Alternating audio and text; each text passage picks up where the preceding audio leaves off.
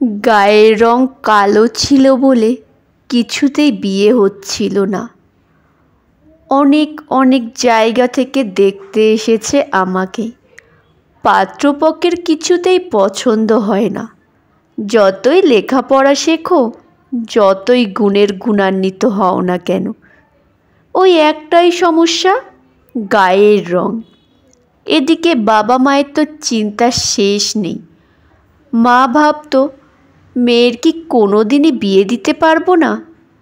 কত ঘটক যে কত পাত্র এনেছিল এই জীবনে, তার হিসেব রাখতে পারিনি। মনে আছে, একবার এক ঘটক বাড়িতে এসে মাকে বলে গিয়েছিল, পাত্রপক্ষ যখন দেখতে আসবে তখন আপনার মেয়েকে হলুদ রঙের কোনো শাড়ি পরতে বলবেন। এমনিতেই তো গায়ের রঙটা চাপা, তাই বললাম আর কি। দেখবেন ঠিক পছন্দ হয়ে যাবে। তারপর থেকে যখনই পাত্রপক্ষ দেখতে আসতো, আমি হলুদ রঙের শাড়ি পরেই বসতাম। হলুদ রঙের শাড়িতে নাকি দেখতে ফর্সা লাগে। বুঝতাম না গায়ের রং কালো থেকে কী করে ফর্সা হয়। এদিকে আমার বিয়ে না হলে দাদারও বিয়ে দিতে পারছে না, কারণ দাদারও বিয়ের বয়স হয়েছে।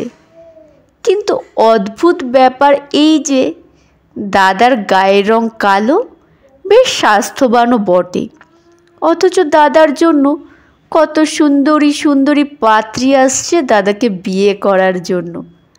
সুন্দরী মেয়েরা কালো ছেলেকে বিয়ে করে নাকি দাদা ভালো চাকরি করে বলে?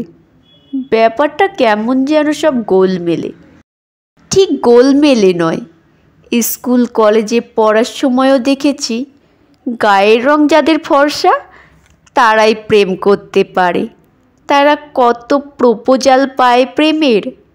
মনে মনে ভাবতাম, এই কালো মেয়েকে দেখে কোনো প্রেমিক যদি বলতো, দেখেছিলাম ময়নাপাড়ার মাঠে কালো মেয়ের কালো হরিণ চোখ, ভাবতাম গায়ের রংটা যদি একটু ফর্সা হতো তাহলে আমিও কারো প্রেমিকা হতে পারতাম। চেষ্টা করেও সব কিছু পাল্টাতে পারলেও গায়ের রং কখনো পাল্টাতে পারবো না।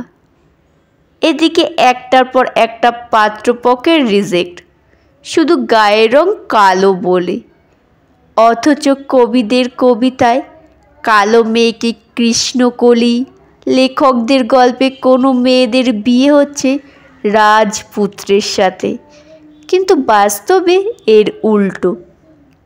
মানুষের ধারণা এটাই, গায়ের রং ফর্সা হলে তবেই সুন্দরী, আর গায়ের রং কালো হলেই সে দেখতে খারাপ। নিজের প্রতি এক প্রকার ঘৃণা জন্মে গেছে তখন। এমএসসি পাশ করে ভালো রেজাল্ট করেই বা কী লাভ হচ্ছে? ভাবলাম বিয়েই করব না, চাকরি বাকরি করব। বাবাকে বললাম, বাবা আমার জন্য আর ছেলে দেখার দরকার নেই, আমি বরং চাকরির সন্ধান করি। এমন কথা শুনে বাবা বলল, তোমাকে তো আর ঘরে বসিয়ে রাখবো না আমি, যা করবে বিয়ের পর করুন। তাছাড়া আমাদের বাড়ির মেয়েরা কখনো চাকরি করে না। মেয়ের বিয়ে দেওয়াটাই যেন একমাত্র উদ্দেশ্য। শেষমেশ বাবা একদিন খবরের কাগজে বিজ্ঞাপন দিলেন বিয়ের জন্য। বিজ্ঞাপনে সাড়া দিয়ে পাত্রপক্ষ আমাকে দেখতে এলেন। দেখতে এসেই পছন্দ হয়ে গেল। মনেতে তখন দারুণ একটা খটকা লেগেছিল। এমন ভালো চাকুরে অবস্থাপন্ন ঘর, আমার মতো কালো মেয়েকে পছন্দ হলো কি করে? সে খটকা চুলোয় যাক, বিয়েটা তো হবেই, কারণ বাবা মাকেও আর কেউ বলবে না, কি গো এখনো মেয়ের বিয়ে দাওনি, ঘরে বসিয়ে রেখেছ। তাই বাবাও আর কোনো মতে হাতছাড়া করতে চায় না এমন পাত্র। কালো মেয়ের বিয়ে হচ্ছে বলে কথা, ঘাড় থেকে বোঝা নামাতেই হবে।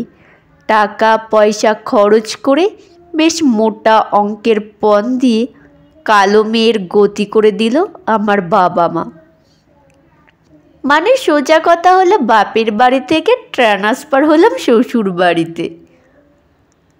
বিয়ের পর শ্বশুর বাড়িতে আসার দিন থেকেই সবার মুখে একটাই কথা, ছেলের উপযুক্ত বউ হয়নি। কারণ ওই তো গায়ের রং তো কালো। বুঝলাম একটাই কথা, কালোদের দয়া করা। শ্বশুরবাড়ির পরিবেশটা একেবারে সম্পূর্ণ আলাদা। সব কিছু ওনাদের নিয়মেই চলতে হবে। সেটা বিয়ের পরের দিনই আমাকে বুঝিয়ে দেওয়া হলো। অত বড় বিরাট বাড়িতে আমার সব ঘরে যাওয়া নিষেধ। দেখলাম সবার একটা করে ঘর আছে, সেখানে সবাই নিজের মতো করে কাটাতে পারে। আমি যে ঘরটায় থাকি সেটা আমার নয়, আমার প্রতিদেবের। ভীষণ মেজাজ ওনার। আস্তে আস্তে আমি হয়ে গেলাম ওই বাড়িতে বাড়ির কাজের লোক। বিয়ের পর রান্নার লোককে আসতে মানা করে দেওয়া হলো, কারণ আমি এসে গেছি। বাড়ির সবার সব স্বাধীনতা থাকলেও আমার নেই। গায়ের রং কালো বলে সব জায়গায় নিয়েও যেত না আমাকে। ওনাদের অন্যায় আবদার সবটুকু মেনে নিতেই হবে। মোটামুটি 1.5 বছর এভাবেই কাটলো। কিন্তু এভাবে কতদিন? বাড়িতে মাকে সব জানালাম। মা বলল, মেয়েদের সব পরিবেশেই মানিয়ে নিয়ে চলতে হয়। ধৈর্যের একটা সীমা থাকে। কত আর মেনে নেব? যে বাড়িতে নিজের স্বাধীনতাটুকু নেই, সম্মান নেই, কারো থেকে ভালোবাসা পাওয়ার নেই, সবটাই ওদের মন মর্জি মতো চলতে হবে, সেখানে থেকে কী লাভ? খেয়ে পড়ে বেঁচে থাকার মধ্যে জীবন চলে না। তাই দম বন্ধ করা জীবন থেকে বেরিয়ে চলে এলাম একদিন। বাপের বাড়িতেই ফিরলাম।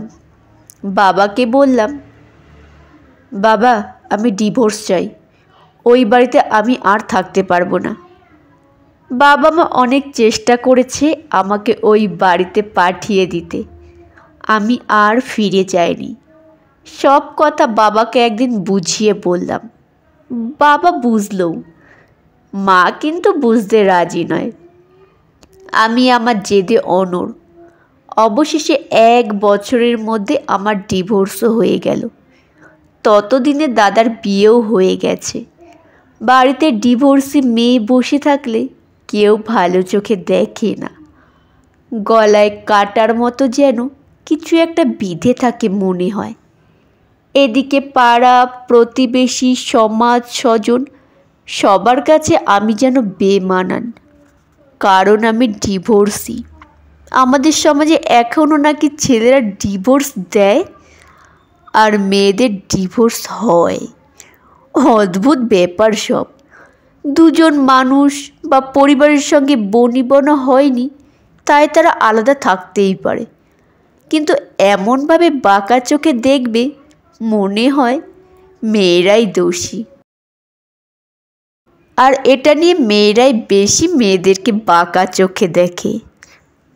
তারপর থেকে আমার জীবনের 15 বছর কেটে গেছে। এই কালো মেয়েটাই এখন ঘোর সংসারী। আমি নতুন করে সংসার পেতেছি। কালো মেয়েরাও যে সব কিছু করতে পারে। আমার এখন 51টি পরিবার, 2টো কুকুর, 5টা বিড়াল, 12টি পাখি আর আমি। অবশ্য এই পশু পাখি দেখার জন্য একজন আছে যাকে আমি দিদি বলে ডাকি, কারণ ওই দিদিও একা, স্বামী সন্তান কেউ নেই, আমার বাড়িতেই থাকে। তাছাড়া এত সব কিছু দেখভাল করার আমার সময় কোথায়? কারণ আমাকেও সরকারি দপ্তরের বড় একটা পদ সামলাতে হয়, আবার এদিকে একটা NGO চালাই। ব্যস্ততার জীবন, নানান কাজের মধ্যে আনন্দেই কেটে যায়। আসলে সব কিছুর জন্য চাই মনের জোর। কে বলেছে মেয়েরা পারে না? ডিভোর্স হওয়ার পর বাড়ি থেকে বেরোতাম না। তারপর ভাবলাম নিজেকে ঘুরে দাঁড়াতেই হবে, নিজের একটা চাকরি জোগাড় করতেই হবে। চাকরির জন্য নিজেকে প্রস্তুত করতে লাগলাম। টানা 2 বছর কঠোর পরিশ্রমে চাকরিটা পাই। চাকরি পেয়ে বাবার বাড়ি ছেড়ে চলে আসি ভাড়া বাড়িতে। তারপর আস্তে আস্তে 3 কাঠা জায়গা কিনি, আর সেই জায়গার ওপর আজ একটা দোতলা বাড়ি, যেখানে 4-4টে ঘর, সবকটা ঘরই আমার। আর এই বাড়িতেই সংসার পেতেছি পশু পাখির সাথে। আজ আর কেউ কালো বলে অপমান করে না, চারিদিকে শুধু আলো আর আলো। কালো মেয়ের ঘর যে এত আলো হতে পারে আমিও কি কখনো জানতে পেরেছিলাম? একটা ব্যাপার বুঝেছি, জীবনে বাঁচতে গেলে লড়াইটা করতেই হয় নিজের সাথে। বারবার হেরে যাওয়ার সংকেত আসবেই। সমাজের কিছু মানুষ আছে যারা নিচে নামাতে থাকবে, কিন্তু দমে গেলে চলবে না, পাশে থাকবে না কেউ।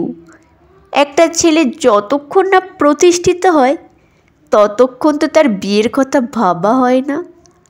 তাহলে মেয়ের ক্ষেত্রে কেন সেটা হবে? আগে মেয়ে প্রতিষ্ঠিত হোক, তারপর তো তার বিয়ে। মেয়েরাই তৈরি করুক নিজের টাকায় বাড়ি। তবে ছেলের বাড়ি না থাকলে যেমন ছেলের বিয়ে হয় না, তেমনি প্রত্যেক বাবা মায়ের উচিত মেয়ের বিয়ের আগে তার একটা আলাদা বাড়ি করে দেওয়া, কিংবা বাপের বাড়িতেও মেয়েটির জন্য একটি ঘর অন্তত নির্দিষ্ট থাকুক। মেয়েদের নিজস্ব কোনো বাড়ি থাকে না বলেই তারা আর ফিরতে পারে না, পড়ে থেকে মার খায়, অন্যের গলগ্রহ হয়ে বাঁচতে হয়। অনেক সময় দেখা গেছে বিবাহিত মেয়েদের নিজের বাবা মায়েরও আর সহানুভূতি দেখায় না তার জন্য। বিয়ে দিয়ে দিয়েছে মানে সব শেষ। মেয়েদের করুণ পরিণতির জন্য শুধু শ্বশুরবাড়ির লোকজনই যে দায়ী হয় তা কিন্তু নয়, নিজের বাবা মা ও অনেকাংশে দায়ী থাকেন কখনো কখনো। আর আমার মতো মনের জোর সব মেয়ের থাকে না। আর সব মেয়ে যে একটা চাকরি জুটিয়ে নিতে পারবে এমনটাও নয়। তাই গায়ের রং কালো হোক বা ফর্সা, উচ্চ শিক্ষিত হোক বা কম শিক্ষিত, তার যেন থাকে একটা নিজের বাড়ি। তার আগে দরকার মেয়েদের স্বাবলম্বী হওয়া। মেয়েদের নিজস্ব কোনো বাড়ি নেই, হয় বাপের বাড়ি নয়তো শ্বশুর বাড়ি। তাই প্রয়োজন তার নিজের বাড়ি, একেবারে নিজের। ঠিক আমার মতো ঘরণী, যার অন্তত নিজের ঘর আছে।